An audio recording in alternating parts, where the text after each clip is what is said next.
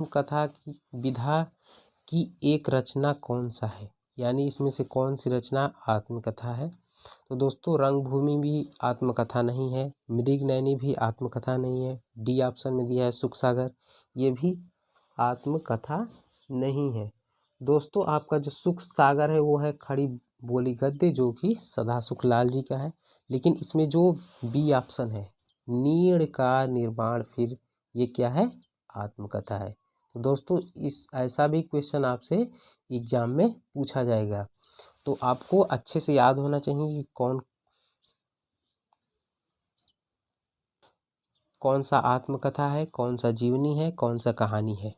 तो दोस्तों इसी प्रकार हमारा जो 39वां नंबर प्रश्न है दिया है कि कलम की सिपाही किस गद्य पर आधारित रचना है, यानी कि ये क्या है, एक निबंध है, उपन्यास है, और या फिर जीवनी है, या फिर कहानी है।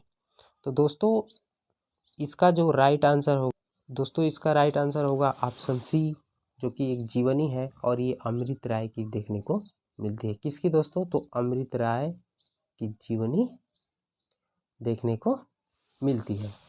चलिए दोस्तों इसमें जो 40वां नंबर प्रश्न है वो है चिंतामणि के लेखक कौन है। दोस्तों ये बेहद ही important question, very very important, इसको लिख लीजिएगा। दोस्तों इसमें भी 4 ऑप्शन आपको दिए गए हैं। ए ऑप्शन है विनोबा भावे, तो बी ऑप्शन है विद्यानिवास मिश्र, सी ऑप्शन है किशोरी लाल गोस्वामी, और डी ऑप्शन है आपका धर्मवीर भारती। तो जो इसमें आपका राइट आंसर होगा, दोस्तों इसमें ऑप्शन थोड़ी गलत है, मैं आपको बता दूं, इसका राइट आंसर रामचंद्र शुक्ल होंगे। इसका आंसर क्या होगा, रामचंद्र शुक्ल। ऑप्शन बनाते वक्त थोड़ी सी मिस्टेक हो गई है मुझसे।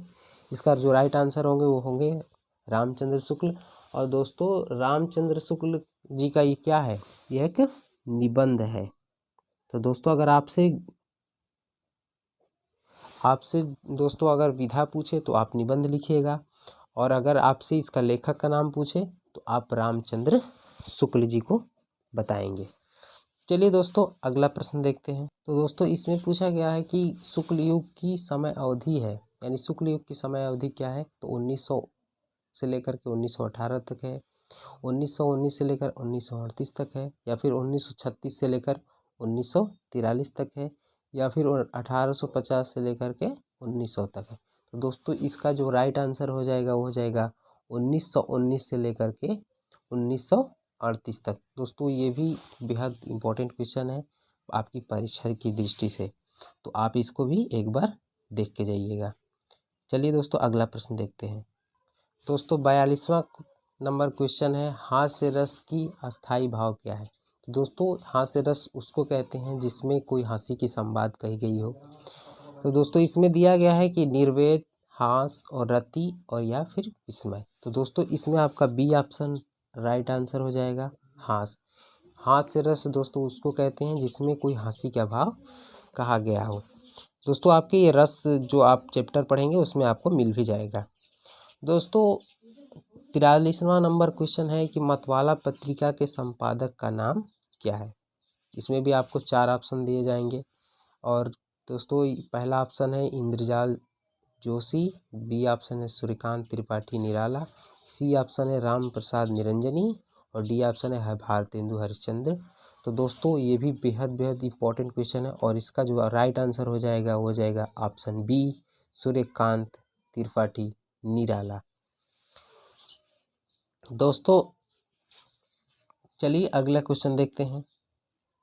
दोस्तों अगला क्वेश्चन है दीपदान की विधा है, यानी दीपदान एक कहानी है, उपन्यास है, रेखा चित्र है, एकांकी है। तो दोस्तों ये इसका राइट आंसर हो जाएगा दीपदान का एकांकी, जो कि डॉक्टर राजकुमार वर्मा जी के देखने को मिलता है। राजकुमार वर्मा जी का हमें एकांकी देखने को मिलता है। चलिए दोस्तों अगला क्वेश्चन देखते हैं। दोस्तों इसमें दिया गया है कि सरस्वती पत्रिका किस युग में प्रकाशित हुई थी, यानी जो हमारी पत्रिका सरस्वती है वो किस युग में, द्विवेदी युग, भारतेंदु युग, शुक्ल युग, या फिर शुक्लोत्तर युग।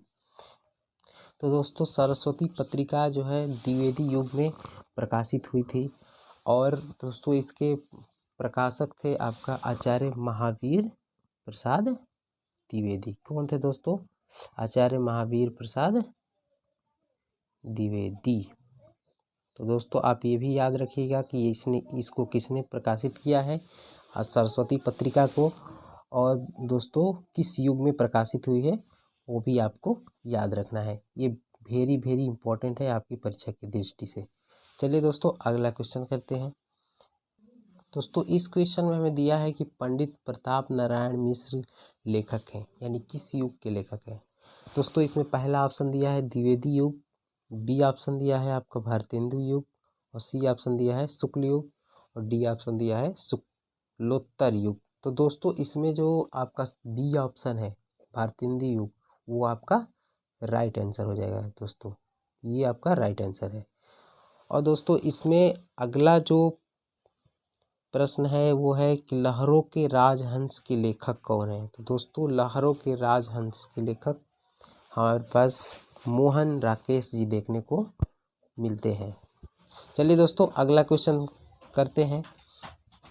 अगला क्वेश्चन में दिया है कि रामचंद्र शुक्ल एक हैं, क्या है?